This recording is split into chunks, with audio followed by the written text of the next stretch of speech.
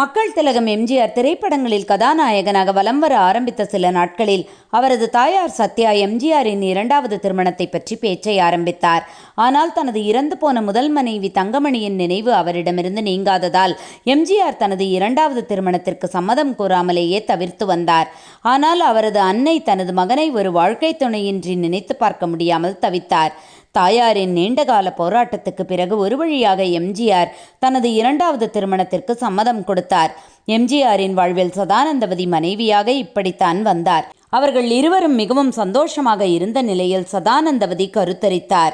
ஆனால் ஏற்கனவே காசநோயால் பாதிக்கப்பட்டிருந்ததால் அந்த கரு அவர் வயிற்றில் தங்காமல் கரைந்து விட்டது. இரண்டாவது முறையும் சதானந்தவதி கருவுற்ற போது மீண்டும் சிதைவு ஏற்பட்டதால் சதானந்தவதி படுத்த படுக்கையாகவே கிடந்து சில நாட்களில் உயிர் பிரிந்தார். அது எம்ஜிஆரின் வாழ்க்கையில் ஏற்பட்ட இரண்டாவது பேரதிர்ச்சியாகும். ஏனெனில் எம்ஜிஆர் தனது மனைவியை எப்போதும் அம்மு என்றுதான் பிரியமுடன் அழைப்பார். எம்ஜிஆர் வீட்டுக்கு யார் எப்போது வந்தால் அவர்களை இன்முகத்துடன் விருந்துபச்சாரம் செய்வதில் தனது கணவரையே மிஞ்சும் வகையில் இருந்தார் சதானந்தவதி.